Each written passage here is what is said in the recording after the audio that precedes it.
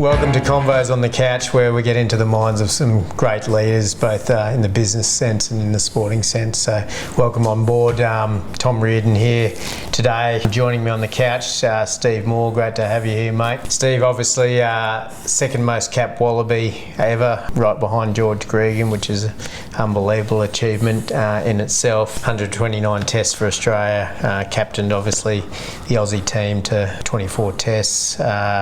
Currently managing director at BMS and featured in 3 World Cups. It had wins against New Zealand, which is a rarity these days. And mate, sit on the Stadium Queensland board as well, which is pretty exciting, coming into a time where we've got the new stadiums going into Queensland for the Olympics, which is, I think everyone's pretty pumped up about that. As I suppose the whole of southeast Queensland, where we're going to go from a construction development perspective over the next sort of 7 years is pretty exciting to be part of that achievement. And then, mate, I suppose we'll probably jump straight into it.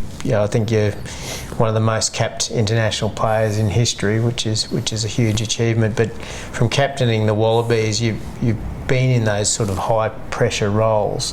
How's your leadership look in those high stake roles, and how have you taken that on, I suppose, into a more business sense? Firstly, Tom, thanks very much for having me. I really appreciate the opportunity to come on and have a chat. I have to just correct you on one thing though, because James Slipper has overtaken me as the second most capped. I think he may have even overtaken Griggs, or be around that number. So wonderful achievement. The pleasing thing is that he's another front rower, so that's great to see.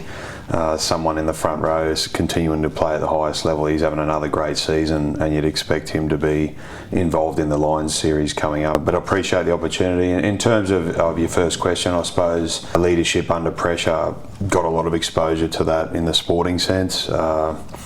Experience is certainly one part of it, so the more you're in those situations, the more you get to learn mostly about yourself actually, and then how you can influence a team. So I think a lot of people in leadership tend to bypass the leading yourself first, and then the team comes as a result of that. So just getting an understanding about what my motivations were, how I responded and reacted under pressure, getting some feedback on that from other people is important, and then just living in the moment. So when you are in those situations, you've got the tools you need to be able to make really clear decisions that you hope are the right ones. And they're not always the right ones, but making a decision under pressure is something that I always thought of as a privilege. The opportunity to be out there in the middle of a contest in front of tens of thousands of people, all around the world, that's something I took really seriously, and I always thought of it as a privilege. So I wanted to prepare the best I could to be able to make really good decisions in that time and in that moment. They don't always go the way you want, but that's the reality of life, isn't it? So, and if I think about how I've translated that into the business world and life after rugby, the conditions are a lot different. Sport and business, they have a lot of similarities, but there's also a lot of differences. I've found the business world, it's a lot more complex. There's a lot of things out of your control, so there's a lot of moving parts at all times, and you know this better than most people. So you have to, once again, learn about your environment. What are the moving parts that you need to understand? I've found that the transition to life after is a different challenge, but a lot more complex and difficult than playing sport. Try to take the things that I've learned that can help me to try and be successful. And moving into, you're a country boy, originally born in Saudi Arabia from memory, and then to 2 Irish parents, but quickly moved into, out towards Rocky, where Rocky's had some unbelievable both league and union breeding ground, hasn't it? And then move into the big smoke. Tell us a bit, I suppose, about that journey from country rugby into I suppose captaining the Australian team. So I was born in Saudi Arabia, as you say. Mum and Dad are both Irish. They were working in the Middle East in the early 80s, so I was born there. We went back to Ireland for a few years, and we lived in Galway, which is where my dad's from. And then we came out to Australia in 1988 to a little town called Mount Morgan, which is near Rockhampton, about half an hour away. and that's where we settled in Australia. There was 4 of us under 4 at the time, so it would have been a big change and a big culture shock for Mum and Dad, I imagine, moving to Mount Morgan. And most people probably haven't heard of Mount Morgan, but it's a historical gold mining town. That's what it's known for. So back in the day, it was a thriving metropolis of miners and their families. So it was a great place to live. The mine was coming and going, and probably still is to this day. But great place to grow up. We had access to everything we needed, and that's where I started playing rugby. So, yep. Yeah, in towns like that, the rugby club is there. Then you've got the swimming pool. Then you've got the tennis courts. Then you've got the arts, community arts building, and everything's just so close. And that really, I feel lucky to have grown up in places like that where I could do everything. I could swim. I could play rugby. I could go and do music, and it was all in the same place, really. Pub and general shop, and that's pretty much the rest of the town. That's right. And Dad was a local doctor, so. Yep. He would work pretty much full time, 24/7. I remember him getting calls on a Saturday night to go down the pub and stitch people up, and there'd been in a blue down there, and so it was a really cool place. It was a real community. It was a great place. A big change from Galway on the west coast of Ireland to Mount Morgan, but awesome place to grow up. And that's where I started playing rugby in Mount Morgan Rugby Club. And we moved to Rocky then as we grew up, and I played at Pioneers there, and then started playing at school. And I came down to boarding school when I was 14 to Brisbane Grammar School. So that's where my love for rugby really took off. Yep. I suppose Rocky is a bit like Wagga, where your previous guest Sharpie was born. It's a great sporting town. There's a lot of really good sporting identities who have started their journey in Rocky, but it was probably more rugby league than rugby. So did have a strong rugby culture, but rugby league and still is very strong there. So I followed both as a kid, but when I went to school, the focus was more on rugby, and never did I think I'd get the chance to play for my country and represent my country so often, so many times. As I left school, I played at uni. That was my club. And that's when I really started to take it seriously, I guess. And before that, you're really just enjoying it with your mates. And I tried to continue to do that throughout my career, but after uni, I started taking it a bit more seriously, and I got a contract with the Reds on the back of a very successful Colts team that we had. I think there was 5 of us that got full-time contracts, and then off we went to the Reds, and got to do that for the next 16 years. So that was a bit about the start of it. I never planned this out. I think these days we try and sort of pigeonhole young athletes very early, and maybe too early. So see kids at 10, 11 years old, getting pigeonholed as cricketers or swimmers or rugby players. I'm a really big fan of generalised sport as kids. I think we should give our kids access to as many opportunities as they can, and the rest will work itself out as they grow up and their bodies change shape. And that's something I'm really passionate about. Yeah, I mean, my young fella was playing with your young fella in league last year, but they've both gone to different sports again this year. Your fella playing soccer, and mine having a run around in different sport. I think that their skill sets of learning other skills as well, it benefits wherever they end up landing, doesn't it? Yeah. And I suppose if I think about the business world now, it's, as a leader in business, it's so important for all people in our team to have interests outside of work, and also important for us to try and understand that and learn more about the people in our team, and that takes effort. But what motivates people, work's one part of it. There's family, but there's other stuff outside of work that people love doing, and it's important that we consider that as leaders, that we understand that, understand what's important to people, because that's ultimately, as teams, we'll get the best outcomes if we focus on that. And mate, leaders in general, where do you see them making the wrong decision or going through the wrong process? Well, it's a very good question. I think the first part of making a decision is actually making it. So whether it's right or wrong, that's secondary. But sometimes, leaders can sort of let things drift along and not make a decision. I think that's really important, that people will respect the decision being made. They might not agree with it, and that's okay. But if you make one, then that's a start. As a leader, it can be a lonely place to be. You got support around you, but there's some stuff that you've got to take on your own, and you might not be able to share with others, and you've got to make a call on it, and that can sometimes be confronting, and people can get a bit hesitant around that. So I don't think you can ever say you've mastered that, but it's just being aware that people are looking for a decision to be made and then to move forward. So that's probably a good example. And from your, I suppose, your rugby days and that decision making and being in those high pressure roles, how's that, I suppose, rolled on to you?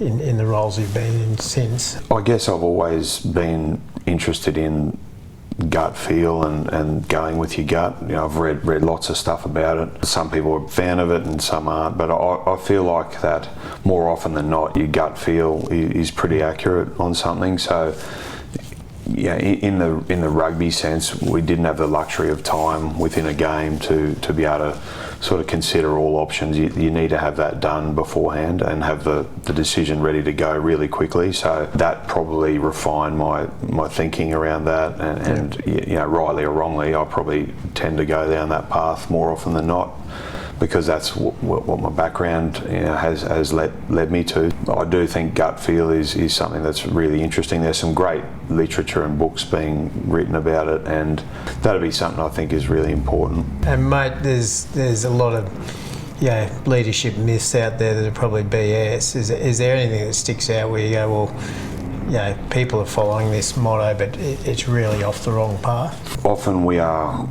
quick to come up with our company values, for example, and often it's similar words that appear on the page or the wall or a plaque or something, and they're really great words, but it's really how you bring it to life that is the important part. So I've probably been more of a fan of statements to go with the words. So how do you create the actions and the behaviours as a result of your values, your company values, what you're going to live by? And I've read a lot about Wayne Smith, who is one of the great rugby coaches in history. Coached the All Blacks in 2 World Cups, coached the Silver Ferns, the women's New Zealand team, to win the World Cup, and he's very big on that statements piece. So what are the behaviours and the actions that go with your values? So it's really important to have that connection, because if you've got the words, it doesn't really mean anything without the actions and the statements after that. If you say, for example, you're going to be disciplined as a team,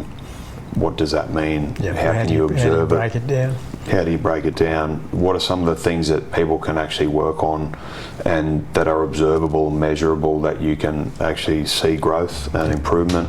And if someone isn't adhering to what the team's agreed to, that it sort of self-selects and people can pick up on that. And so things like that are important. It takes time to sit down with the teams and come up with what everyone's going to commit to. And I learnt a lot from different coaches throughout my career about how to do that really effectively, and that's something I think is really important in any team. I think we've sort of, we've got some non-negotiables that sit there in the background behind our values, and we drive to recruit to those, but also reward to them.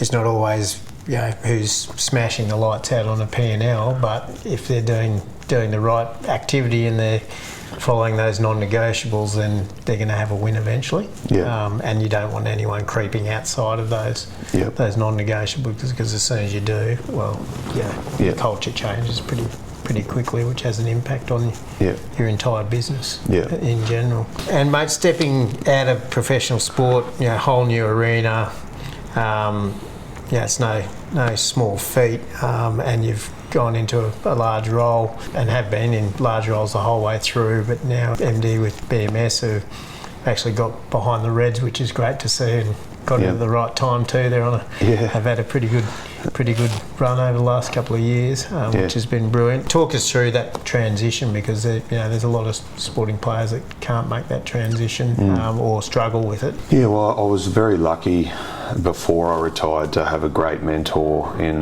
Damien Frawley, who was the CEO at the time of QIC, former Wallaby, had been through that, albeit in a different era, but been through the transition and prepared for life after rugby well before retirement happened. So I had some great counsel, mentorship from him in terms of preparing to retire, and I think that's something that a lot of players don't think about till it's very close to the end, and I think it's important. And we've got some great people now in the game. All the clubs have great people advising the players around what are you going to do once the whistle stops, once the lights go out, all that kind of stuff. Because there's a practical element to it where you have to prepare in terms of having a job and all that kind of stuff, but then there's the emotion, and that's the biggest part that I think we struggle with as elite athletes. Is you go from doing something that you know inside out. I was playing rugby since I was 5 years old, so 30 years of doing something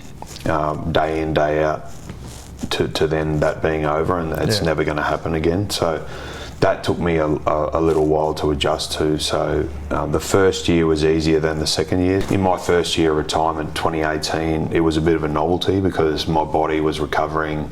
I wasn't going out there and getting laid out by young 20-year-old front rowers like I had been the previous year. So I really enjoyed that year, just doing different things. I was in an office role, which was very different to what I'd been used to.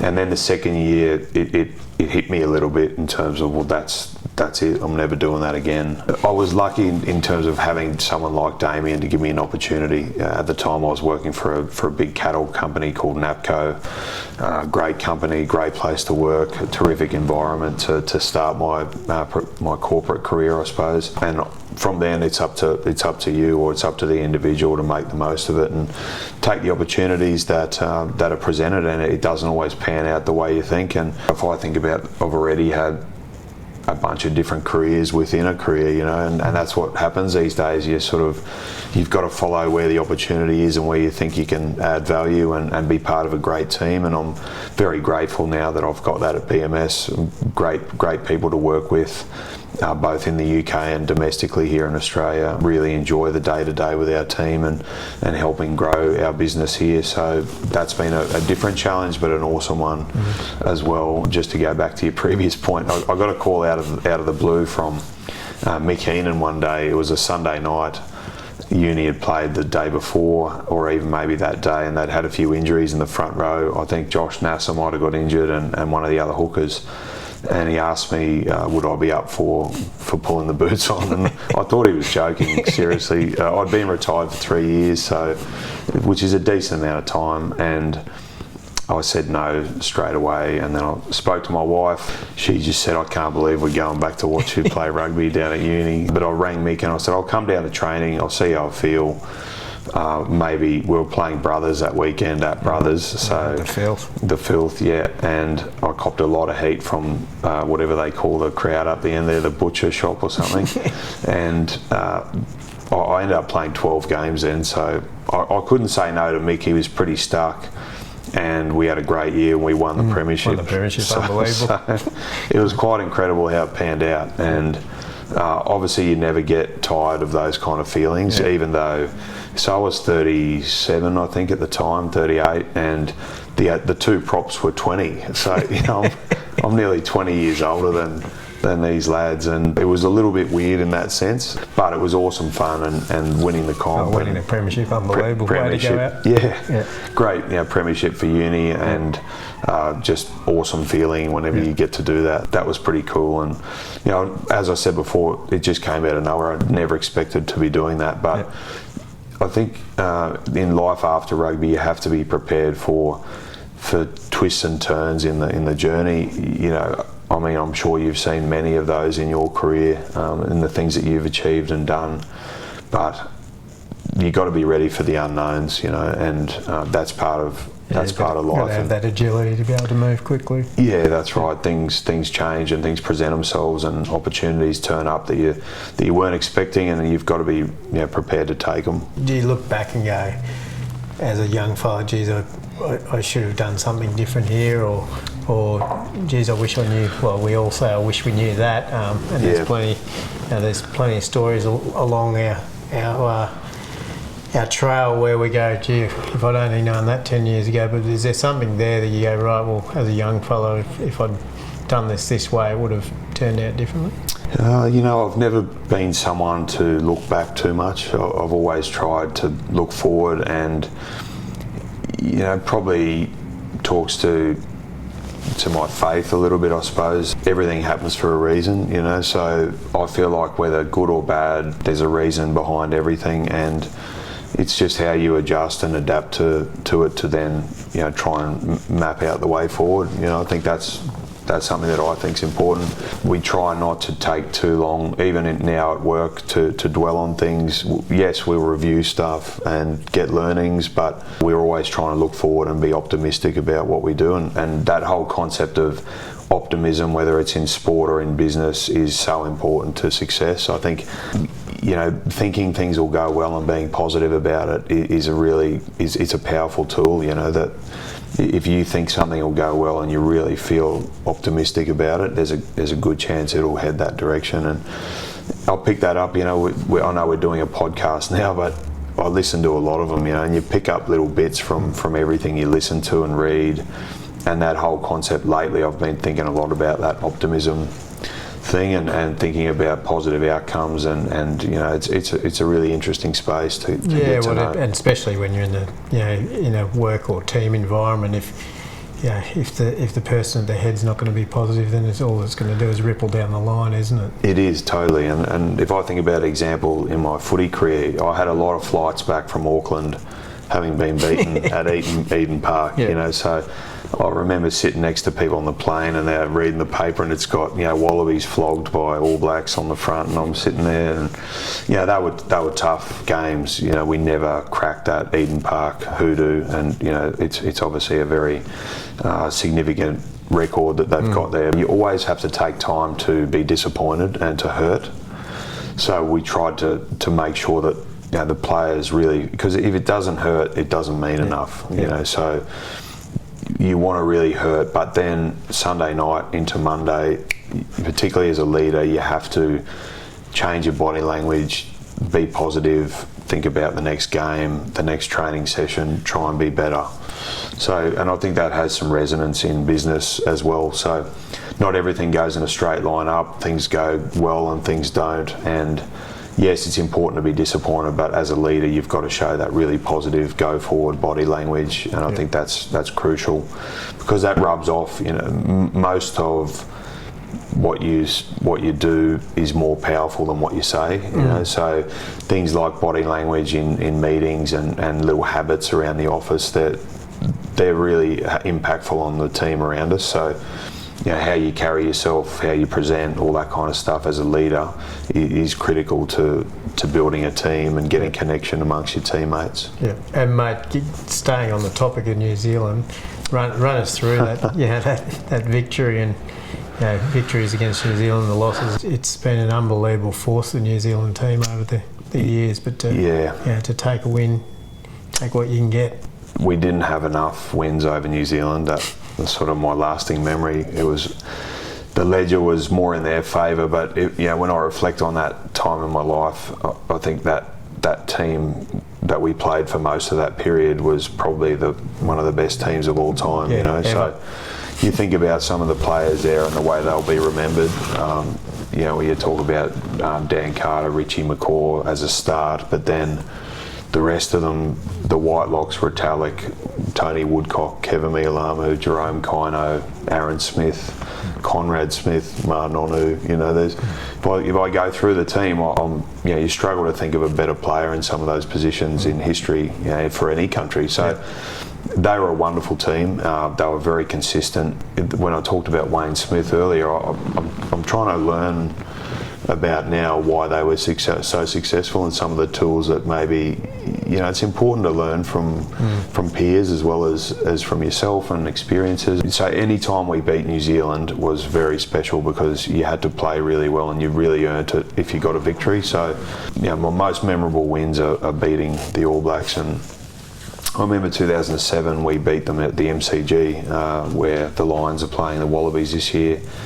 And that was, I think Scott Stanifor scored a try late in the game, and that was a great win for us as a team. We were up against it. I think we might have had a few injuries early in the game, and to win those kind of tests, it builds a huge amount of belief in the team. When I talk about New Zealand, it's respect, and respect for what they were able to achieve over such a long period of time. And I think they genuinely got up every day and tried to be the best in the world, no matter if it was game day, if it was Monday, Sunday, holidays, whatever it was. they had a laser focus on being the best in the world. So if you look around at any sporting team, they'd be up there with the best that's ever been when you talk about any sport and any generation. And there's a lot to learn from teams like that and from the people that drove that team. So I'm particularly interested in some of that stuff. Yeah, I just finished reading the book by the trainer that trained Michael Jordan and the likes of those fellas. And he was the first one there every morning. He was the last one to leave. There was a lot. It was a lot about Michael, but it was also a lot about what he expected from the people around him. And just setting that level of excellence from day one, and sort of it resembles the teams that you've played against in New Zealand. Like this, the excellence throughout the entire team were unbelievable. It's a really good point, that, because I think a lot of times when we talk about high performance and being a lead at something, people can tend to sometimes think that there's a silver bullet or it's some magic formula or there's a secret to it, but really when you deep drill down into it, it's the simple things done well all the time. So turning up on time, staying late at training, doing a bit of extra work. It's the obvious stuff that a lot of people probably bypass to try and think, well, what's the secret? The secret is the simplicity and the repetition of doing it over and over, and that's how you get good at something, right? Is just continue to work on it and practice. It doesn't matter if it's in sport or business. If you want to improve something, you're not going to get worse by doing more of it. So it's a really simple, and the great athletes like your Jordans and people like Richie that I was talking about before, they do the simple stuff really well all the time. Getting onto that, like there's young people in business, and as you said, you had a couple of props that were half your age, and when you won that final, how did you deal with your nerves coming into sort of those big game environments? Because I know all different players, they all deal with it differently, whether it be throwing up in a bin in the corner or whether it be listening to heavy metal rock or whatever it is. How did you sort of calm those nerves and make sure that, I suppose, everyone around you as well maintained calm going into those big game situations? Yeah, it's a great question, and I think over time it changed a little bit. I always thought if I wasn't nervous that I wasn't ready. So for me, nerves was a good thing. So I thought, well, I'm ready to go because I'm getting the butterflies, and I'll never forget. One thing that helped me deal with it was Drew Mitchell, who is a great Wallaby, and I played with Drew since we were young. We were in the same Colts team at UQ, and he used to spew his guts up massively before every single game. So even if we were playing down the back of Sunnybank at 12 o'clock on a Saturday, Colts won, here's Drew just absolutely yakking all over the place in the bathroom. And he continued to do that through his whole career. So World Cup final 2015, Drew's in the bathroom just vomiting everywhere. So it almost became like a settler for other people, because there he goes again. There's Drew vomiting. So actually, I'm going okay. I'm not out there spewing my guts up in the toilet. So I can't be that bad. So actually use that as a bit of a settler for everyone. No one was as nervous as he was. It became a bit funny. So different people deal with it differently, right? And once again, that whole concept of experience. So the guys that have been there a lot before, Steve Larkham, he used to put his boots on without tying them up. He just slipped them on and he'd run out. He was someone who was just super relaxed, fall asleep on the bus, and you'd have to wake him up to get off the bus, and that also gave people confidence, because people were like, well, Bernie's so relaxed that there's nothing to be too worried about. So different people have different habits and it rubs off in a team. So it's how you can draw on those bits and pieces to get the best outcome for everyone. So there's always going to be people first test, all that kind of stuff in the team. So how does someone like myself as a senior leader make them more comfortable? Sometimes it's as you leave them alone. That's the best thing to do. It's don't go and say, mate, it's okay, I know you're nervous, but it's going to be fine. Like that doesn't always work, So don't say the word nervous around me, because you're making me more nervous. and then put on top of that coaches. So Michael Checker, for example, was very emotional, very wound up, very vocal. So there was a lot of emotion in the dressing room. So a different coach might be a lot more calm. Robbie Deans was very calm. Ewan McKenzie was very calm. So as you go through your career, you have different experiences with different coaches. Personally, I enjoyed the emotion piece, because for me, playing for my country was emotional and it meant a lot to us. And I really resonated with that approach. But then you don't want to get to a point where it's too emotional, so you can't think properly and you're losing your cool, or you can't actually think about executing your game plan. So how do you get that balance right between the right level of emotion and the right level of headspace to be able to go out there and do what you've planned for? Yeah, culture is such a key thing, whether it be in business or on the sporting field. How did you, I suppose, gauge from your side of things? Results is one thing, but if you get the culture wrong, and we've seen it, with different teams where they've been on top of the world, and then you have one incident of a bit of sandpaper comes out of the pocket or something like that, and it all comes crashing down relatively quickly. And how did you deal with that? And I suppose, how did you gauge your team culture and build on that? Yeah, I mean, this is the stuff we're constantly trying to find better ways to do things and learn about. And I think culture, particularly a winning culture or a successful one, is a collection of people's habits and behaviours all put together. What are the behaviours that are rewarded and prioritised, and does that align with the company values and the vision for the company, and how often do you talk about that kind of stuff and call it out if it's not there, and what's that look like? So it's a very complex space, and culture is a big word, but it really is broken down, for me anyway, into what are the habits that people demonstrate. Repeated behaviours. The most important part of that is owning it yourself. So getting your own preparation. I know I sound like I'm talking about a sporting event here, but getting your own preparation right is the start of it. So how do we prepare for our day? How do we prepare for the interactions we've got on that day? And then if we're well prepared, we'll bring that kind of value to the team. So giving people accountability and responsibility for the odd bits and pieces that they should be owning and be accountable for, that's really powerful, I think. So that's something I'm always trying to do more of, is decentralise things so that people have ownership and accountability for their own work. That's pretty rewarding, I think, because when it goes well for someone, they feel really proud of what they've been able to do. As I said before, if you add that all together, that good outcomes for the team. Yes, I mean, that accountability is a huge thing. I say it often to our staff. It's the one ability you should have is accountability. And if you can put your hand up and own those mistakes and move on, and people aren't chastising mistakes and learning from them, then everyone's going in the right direction, aren't they? Totally. Yeah, and the reality is that for many companies, including yours, there's so much geographical dislocation that you've got offices all over the place. And even if you're an international company, you've got offices in different countries, and there's different cultures within that. And so you have to be able to have trust and put responsibility and accountability into your team. So that's a key. The more leaders you have, the better you go. I've always been a big believer of that. The best teams I played in and am still in now have great leadership across the breadth of the team. It doesn't rely on one person turning up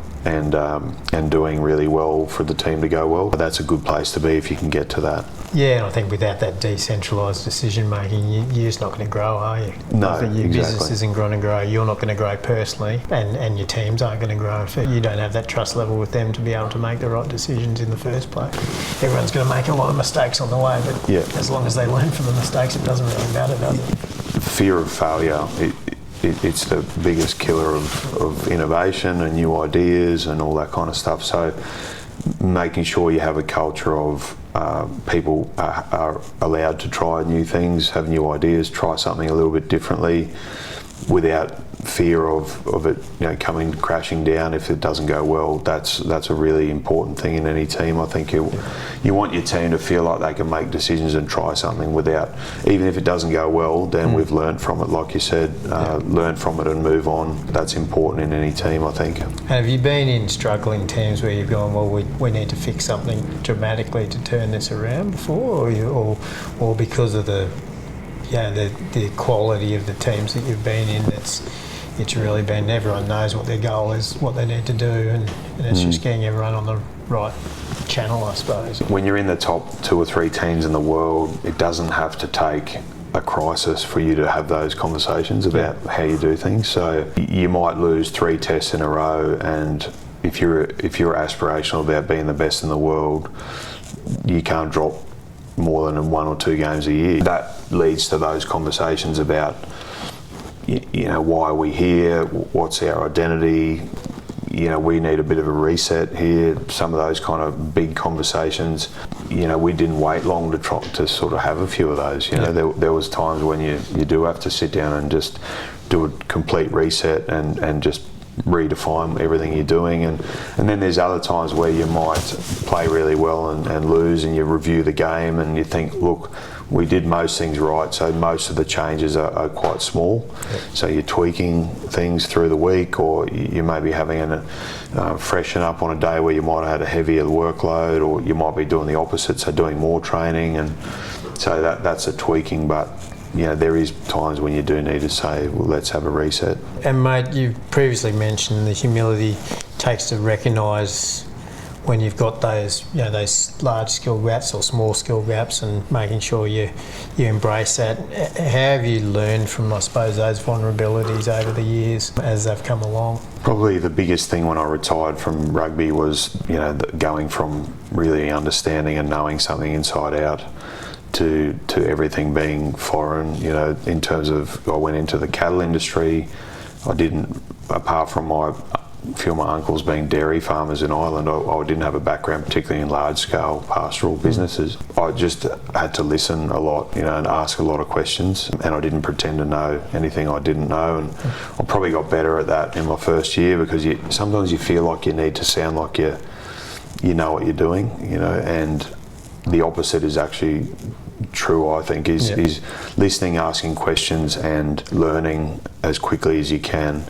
I'd be reading stuff all the time. I'd be trying to listen in on conversations and ask if I could sit in meetings, and just became I tried to get to know it as quickly as I could, basically, without trying to bullshit anyone. People see through it pretty quickly. That's right, and I think we've all seen people who, and this isn't a criticism, but people who try and bluff their way through something, it doesn't come off that well most of the time. Going from that industry into financial services and insurance specifically, it's been the same. So, I've had to firstly be aware of what I don't know, and then try and find people that do know that, and then how do you work together to make the end product really compelling. So finding good people to have around is always good in any team. I'm sure you guys are the same. You're always looking for good people to come and be part and to add to what you're doing. I guess for anyone finishing a career in sport,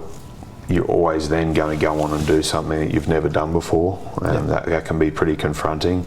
I knew pretty early that I didn't want to do coaching or commentary or something like that, so for me it was always going to be a new challenge, and trying to build something in the corporate space, and I've really enjoyed it so far. But I learn something every day. Every day there's something new that I'm trying to pick up. So I think that's a mindset that a lot of good leaders have. And my one question we ask everyone that's sitting on the couch is, what's that one game-changing bit of advice that you share with our leaders, current leaders, future leaders, people that are coming into leadership roles that you've been given? It's a hard one because there's that many bits of advice flowing around, but just that one bit of advice, you think? Well, I think I remember reading something about Muhammad Ali. He spoke at Harvard University in 1975, and he was asked to give a speech, and he just said, me, we, which is, it's the shortest poem ever written, and that's all he said, and then he walked off. So if you think about what that means, I think it's important because firstly it's simple, and I really like simple anecdotes and simple examples of powerful things with a lot of meaning behind them. So to me, and it can mean different things to different people, it's about understanding who you are as a person, not just in leadership, but who you are generally, what's important to you, what are your personal values, and then whatever team you're in, the same question. So who are we, what's important to us, what motivates us, what are our common goals, how are we going to achieve them as a group, and how can we bring our strengths to the table. You know, I think we often focus on weaknesses and what people can't do, and lose sight of people's strengths and actually getting better at what we're already good at. And that kind of thing, I think I'm really interested in trying to build that in our team, is focusing on the things that people can do well. Generally, if they do that really well, that'll be a bit of a game changer for our team, and you know, we can always work on the stuff that we can need to improve on. Yeah, it's a great bit of advice. Muhammad also said that he didn't win in the ring, he won in the training, and then the ring was just that was the after product of his training. And last one, mate, give us a story. You don't need to name names, but you can if you want. Give us one.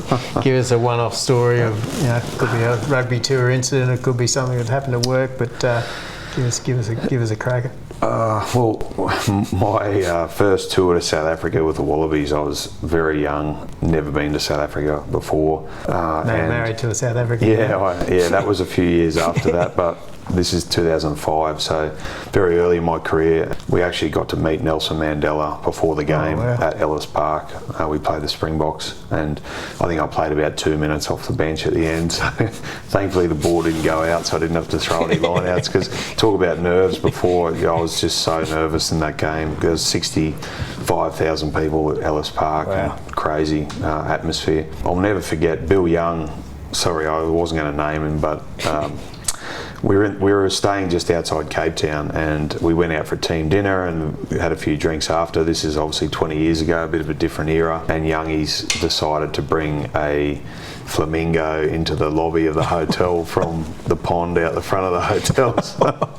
So I'll never forget, it was one of my first tours. Eddie Jones was the coach, and there's a flamingo flapping around the lobby of the hotel just out near Stellenbosch, I think it was. So that was my sort of first memory of some of those tours. They reminded me to this day of you still got to have fun no matter what you're doing. So, and Youngie was that kind of person that no matter how serious something was, or how big a game it was, or he always still enjoyed himself. That kind of thing is critical. I think we all work really hard, we try and get better at lots of different things, but you've got to be enjoying what you're doing to do it well.